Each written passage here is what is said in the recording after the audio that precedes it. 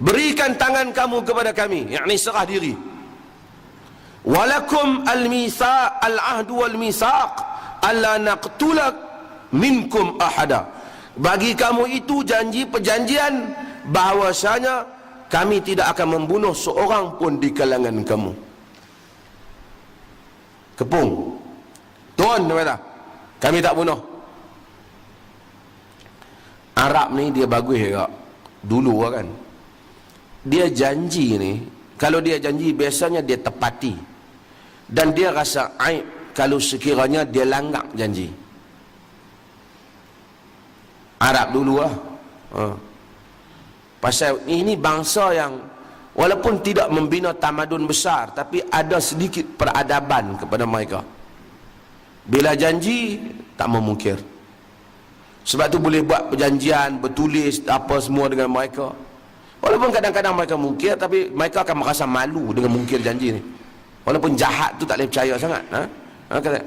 Maka sebab itu, maka sahabat ni percaya bahawasanya kemungkinan mereka tak mungkir. Tetapi Asim kata, faqala Asim bin Sabit, ayyuhal qaum amma ana fala anzilu hatta ala zimmatil kafir. Wahai kaum, adapun aku tak akan turun serah diri untuk berada di bawah lindungan orang kafir. Ini keputusan siapa? Asim bin Sabit, dia punya ketua hak Nabi lantik. Summa qala Allahumma akhbir anna nabiyika.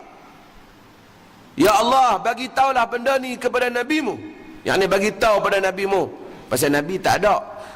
Nabi berada di Yasrib. Dulu sekarang bolehlah kalau kena kepung kata Rasulullah, kami kena kepung hantar mai sikit orang kan. Dia tak ada. Sahabat tuan-tuan bayang bila kena, kita bila pergi mana-mana sekarang zaman teknologi, bila tak ada handphone kita pening. Allah, handphone tak bawa, patah balik. Dulu 2-3-40 tahun lepas, 20-30 tahun lepas, orang pergi merata tak ada handphone pun tak ada masalah. Elok je pun.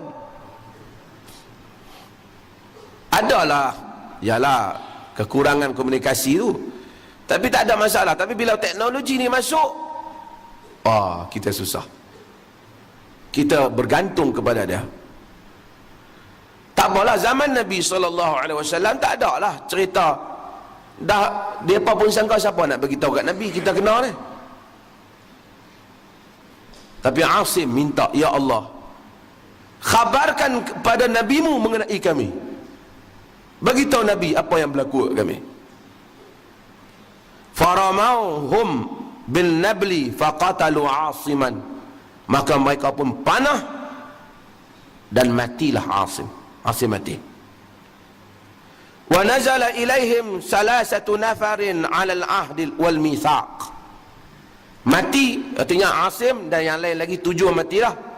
3 orang turun menerima perjanjian ni. Ini ada bab dalam fiqh. Jika orang kafir paksa kita untuk menyerah sehingga boleh menyebabkan terjejasnya nyawa kita, boleh tak kita menerima perjanjian damai dengan mereka dalam keadaan kekuatan di pihak mereka? Boleh, kalau kita nak selamatkan diri dengan syarat kita tak melakukan sesuatu pengkhianatan seperti membocor rahsia negara Islam ataupun seumpamanya. Tapi kalau kita kata tak apalah, aku menyerahlah, boleh. Tapi boleh tak untuk kita terus lawan walaupun kita tahu kita mati lawan? Boleh, kerana Asim lawan dan mati. Yang 3 lagi tak lawan, mereka serah di atas perjanjian. Minhum Khubaib wa Zaid ibnu Dasinah wa rajulun akhar. Mereka adalah Khubaib al-Ansari, Zaid bin Dasinah dan seorang lelaki yang lain. Dia tak sebut siapa seorang lelaki yang lain ini. Tuan-tuan ingat, Khubaib Zaid bin Dasinah, Khubaib ni yang saya cerita tentang Sa'id bin Amir yang pensan apabila mengenang Khubaib ini dibunuh oleh musyrikin yang dia tak boleh tolong. Khubaib ni lah. yang dia masa tu jadi Gubernur Omar, yang rakyat mengadu, dia selalu pengsan dalam majlis dia. Omar petikai dia pasal apa selalu pengsan? Kerana dia kenang masa dia tak Islam lagi dulu ni, orang bunuh Khubaib, potong sikit-sikit.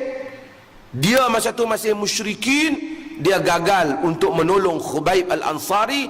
Dia bimbang, kalau Allah Ta'ala balik pada Allah, Allah Ta'ala tanya dia tak boleh jawab kes Khubaib ni.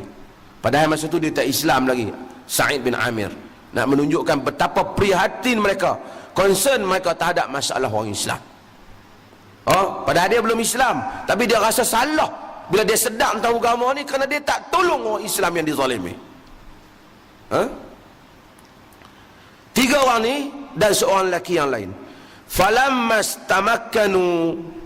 istamkanu minhum atlaqu awtar qissihim وربطوهم بها قال الرجل الثالث هذا أول غدري والله لا أصحبكم إن لي بهؤلاء أسوة يريد القتل فجرروه وعالجوه فأبى أن يصحبهم وانطلقوا بخبيب وزيد بن دثنة ابن الدثنة. Apabila mereka dapat tangkap, mereka buang tali panah ni, mereka tambat tiga-tiga orang ni. Lelaki yang tiga, Khubaib lagi, Zaid, dan seorang lelaki lagi. Yang nombor tiga ni dia kata, ini satu pengkhianatan yang pertama. Maksud kita serah diri ni khianat. Aku tak akan ikut kamu berdua. Kamu apa? Aku akan jadikan mereka yang mati itu sebagai contoh. Yang ni aku nak mati seperti mereka. Lalu fajarruhu wa alaju. Mereka tarik dia, sentap dia tak mau, mereka bunuh dia. Jadi tinggal yang dapat berapa orang? 2 orang. Kemudian mereka bawa Khubaib, Zaid bin Dasinah. Kemudian mereka jual dia, kerana peristiwa ni berlaku pada ujung tahun ketiga selepas peperangan Badar. Masa peperangan Badar, Khubaib ini dia telah bunuh kepala Banu Haris dalam perang. Tuan-tuan, mereka ni perang, siapa bunuh tu mereka ingat. Dia ni pok aku siapa bunuh itu. Jadi ingat, pasal lawan pakai pedang. Kalau lawan pakai tembak daripada jauh ni mungkin tak kira peluru siapa. Ni dekat pedang nampak. Fabta'a Banu Haris bin Amir bin Naufal Khubaibah. Jadi bila mereka dapat Khubaib, mereka pergi jual di Mekah. Dan riwayat lain daripada awal mereka kata, kami sebenarnya bukan nak bunuh hampa, nak ambil hampa, nak dapat habuannya. Ambil pergi ke Mekah, jual Khubaib. Bila jual Khubaib, Banu Haris beli. Pasal apa Banu Haris beli? Pasal Khubaib bunuh kepala dia. Taking revenge, ambil tindakan balas. Wa kana Khubaib huwa qatala al-Haris bin Amir yaum al-Badr. Kerana Khubaib yang membunuh Al-Haris bin Amir pada hari peperangan Badar. Falabitha Khubaibun indahum asyiran hatta ajma'u ala qatli. Mereka tangkap Khubaib, mereka simpan dia sebagai tawanan perang, sehingga mereka buat keputusan untuk membunuh dia. Pasal apa mereka tak bunuh? Sebab mereka tak bunuh dalam bulan-bulan haram. Mereka tak bunuh, pasal Arab pun dia hormati bulan-bulan haram.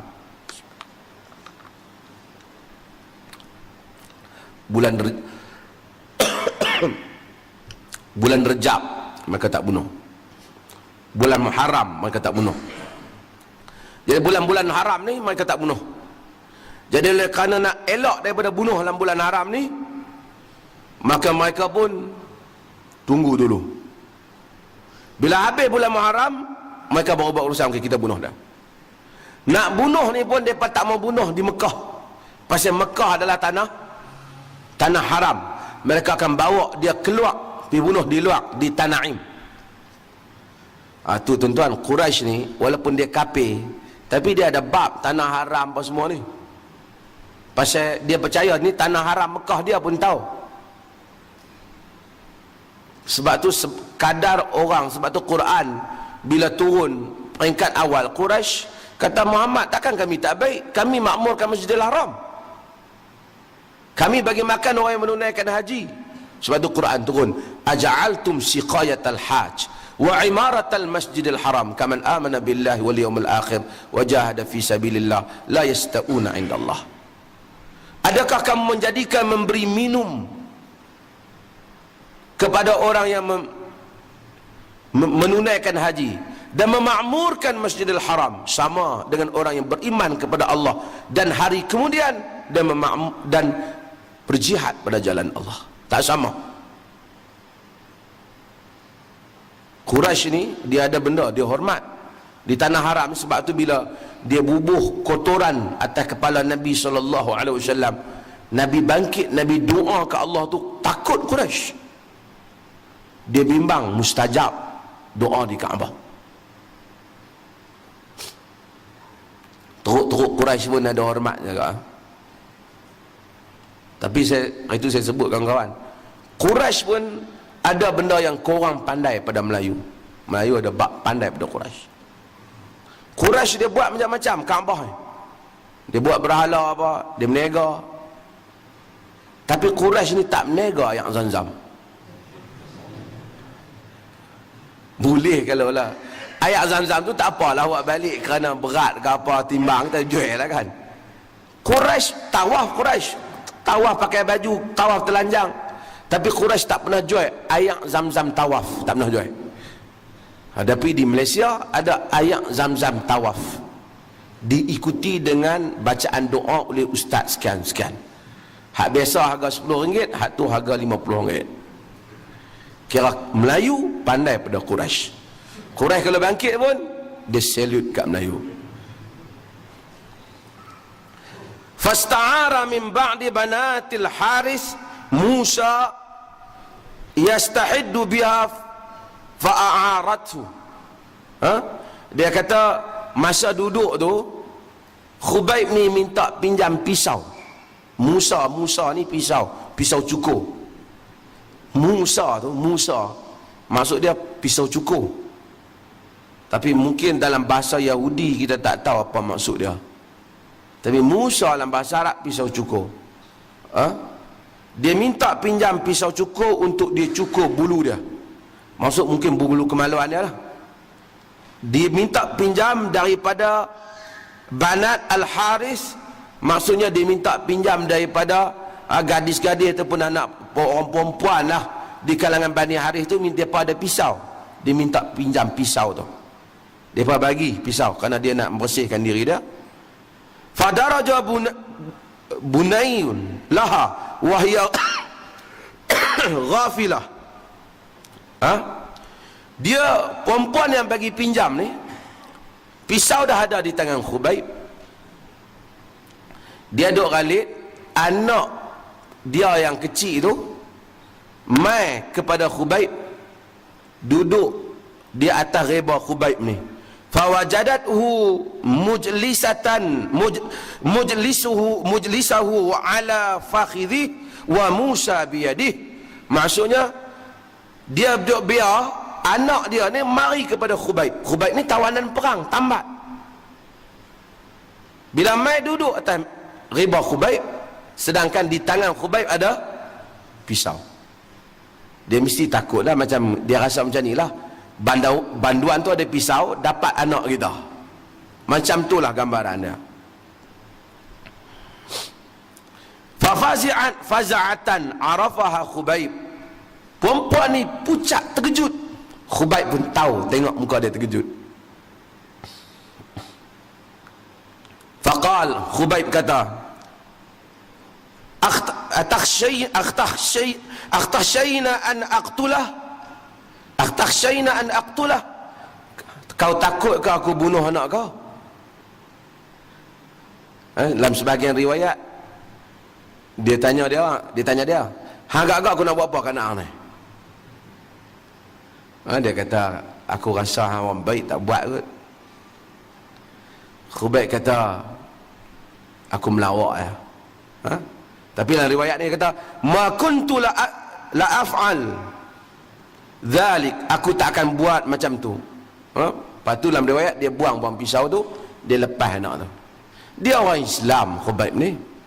Takkanlah dia nak pergi bunuh budak hak tak berdosa. Hak berkelahi aku dengan hampa.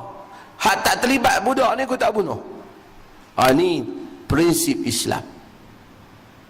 Kita pun macam tu lah.